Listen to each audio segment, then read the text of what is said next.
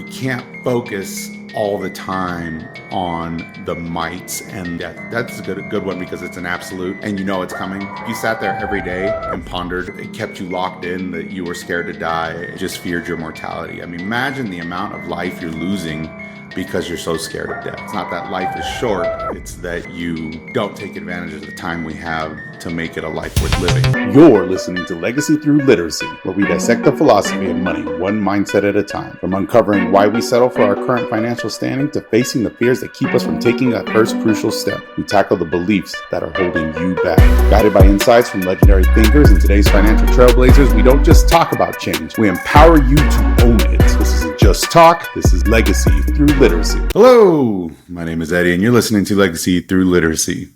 Welcome to today's show. What is actually going to be talked about on this show today is how to get out of a funk.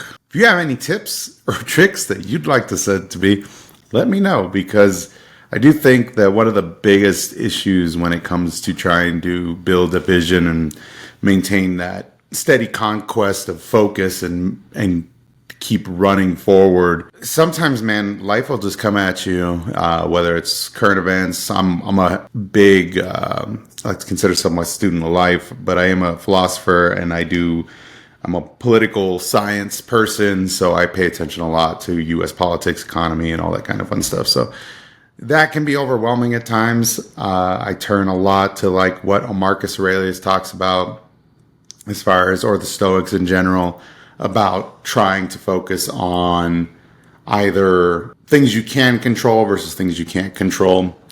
That sun just came up, the light. Got some amazing storms passing through good old Grand Junction, Colorado. So it's been quite the show of aerial features from the universe. But I was thinking about this because like all of last week I was struggling. We had a death in the family and a lot of it's not even like a close family member, but there's story, right? There's emotion, empathy, things that are brought up from past, things that trigger you from things you have dealt with before, things that you have wanted to try to express, but maybe you didn't get them out right away. And I think a lot of this is expressant with how we get affected from external things. With the external stuff that you don't have control over, you really do have to we talked about plan building and setting up your strategy.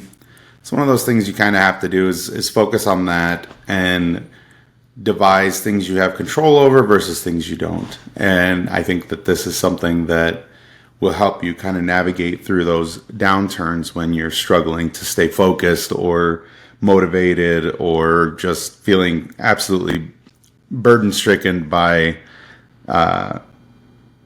things that are going on in your life. Obviously, the mission is always going to be the drive.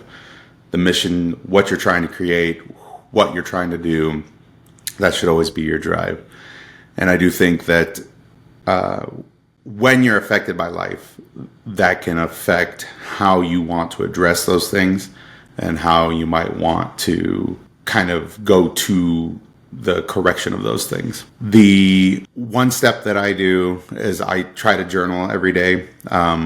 I have a planner and I do have a journal. I try to at least write in the planner because that helps me stay focused on trying to maintain my tasks that go day to day and also remember my connections and contacts that I want to reach out day to day. Another thing that I try to do is read daily. I know a lot of people like to turn to the Bible. I personally like Meditations by Marcus Aurelius. I do read the Bible. There's stuff to be found pretty much anywhere that helps you center yourself. The Zen Buddhists talk about applying something that drives your focus away from external obstructions or external distractions. Jeez, I don't know, I was struggling with that word. So having some kind of Zen focus that allows you to pull away from distraction, and then, because anything external, usually how you react to that is just how you react to it, right? Your feelings are real. They might not be rational, but they are something that exists. Now, once you roll those through the system, so it's always have the eye on the prize and maintain that drive and that focus. I feel like a lot of bridges will be burned, friendships will be ended, relationships will be ended, lives will end. Death is inevitable. So it's not a matter of if, but it's a matter of when. So we have to decide. We can't focus all the time on the mites and the like death. That's a good one because it's an absolute and it's coming. But to sit there, if you sat there every day and pondered, it kept you locked in that you were scared to die or whatever the case might be. You just feared your mortality. I mean, imagine the amount of life you're losing because you're so scared of death. I mean, I can't remember which philosopher it was. The quote is not, it's not that life is short. It's that we don't take advantage of the time we have to make it a life worth living. Having a focus and having a drive and having a goal. So I use my planner, try to read books daily.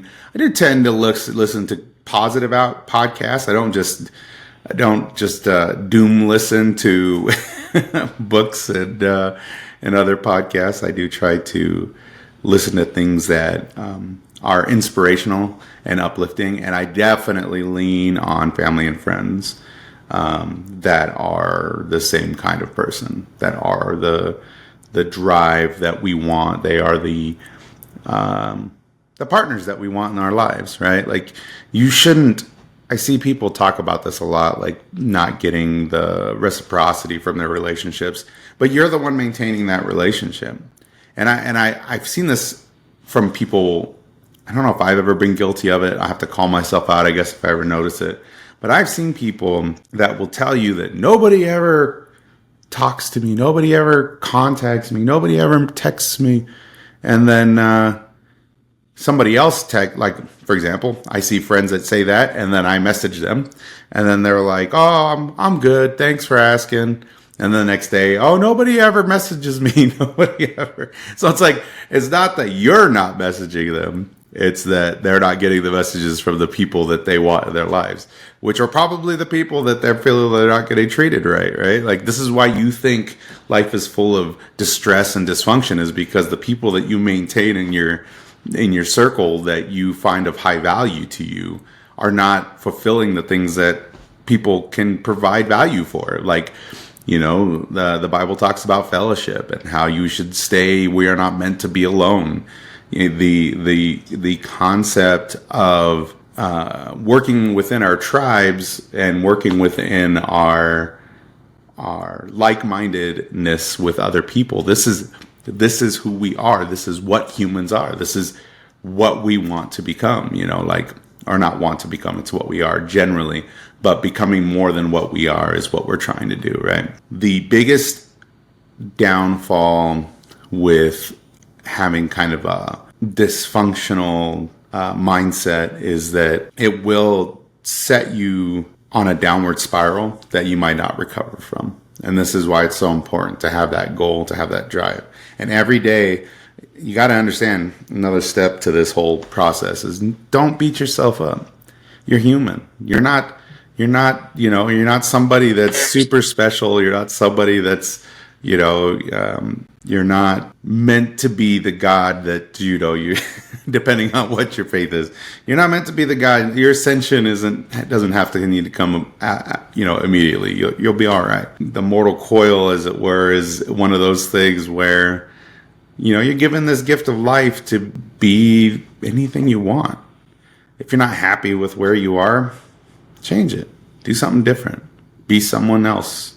Not someone else, but do something else to create the better version of yourself. In that way, I guess it is kind of a someone else. They say that no man can walk through the same river twice. Every river, because the river is always changing and the man is always a different man than he was the day before. And I mean, there's so much in our lives that it's like every day you do something different. Every day you have the opportunity to stop a bad habit and start a good habit.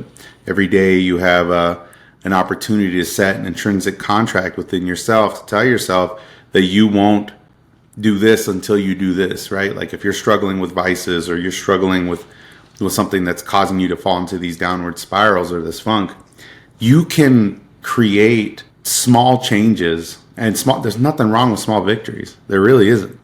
If you want to run 2 miles and you can't get yourself to walk out the house, but literally make a step, go out to the mailbox. That's a victory. You went to the mailbox, you walked outside, come back to the house. If you've got a thing about being disorganized or you feel like your life's a mess or cluttered, start cleaning a closet, clean your room, make your bed. It's like Jordan Peterson kind of thing. Literally, like those small victories will tell you that bigger victories are possible. And when you're ready, challenge yourself, do something big. But all these small things, these are all things that number one, they have to be done, right? Like it's not an unnecessary need. It's stuff that you need to get done. So number one, you're getting those out of the way. And then number two, you're perpetuating momentum. Start getting that roll going. And then you can just go conquer the world after that point. But you got to start. All great things will start small. All great things. There's nothing that you can do that will ever, once you accomplish that, maybe this is another goal setting thing, but like obviously they say that like once you accomplish the goal, what happens then? People get are scared. That's why they say there's a fear of success, because once you've accomplished the goal, now what? But I feel like there's certain goals, like there's nothing wrong. It's kind of like aiming for perfection. Perfection is an impossibility, but it doesn't mean you can't try. It doesn't mean that you can't be the best version of yourself that you want to be. It doesn't mean that you have to suffer the same struggles as previous generations or suffer the same struggles as the people that you live around or in your culture or whatever. I know it's harder for some people, but like in the US, this is, our biggest thing is, it's kind of the lift yourself up by your bootstraps kind of thing, but you can do more. You can always do more. Now, whether or not that amount of effort is going to be rewarded is a different concept, but we can always do more. Like we can challenge ourselves. And this is kind of why, like, being your own business person, it is fulfilling. It's a self-fulfilling prophecy in some ways, because you are the person that reaps most of the benefit by creating the business venture, creating the thing that you want to create. You are the person that will ultimately benefit from your efforts. So this is why it's important to notice all your traits, building that plan, and maybe even having a backup plan for when you get in a funk. Or, obviously, life will throw curveballs at you, and trying to figure that stuff out without it affecting you mentally and not making you feel like you're struggling a little bit or you need room to breathe. Take that breath. I saw something one time. It said there's nothing wrong with retreating and hiding in a safe place. The part that's dangerous is thinking that the safe place is the only place to be. You have to get back out and you have to try. And even if it takes just one small victory until you gain your momentum again, there's nothing wrong with that. And it is a mental fortitude thing where once you've done it a few times, it becomes very intrinsic and it becomes faster, because it's like flexing a muscle. You've worked it out so much that now when this thing happens, your brain automatically attunes to what the problem is, how to navigate through the problem, and then you're back on track to where you need to be. It's a beautiful life, man. Humans are amazing. Well, appreciate you. Thank you for listening. This was how to get out of a funk, because I just got out of a funk last week. I hope you guys are all doing great. I hope you have a great day. Thanks for listening, and I'll talk to you later. Peace.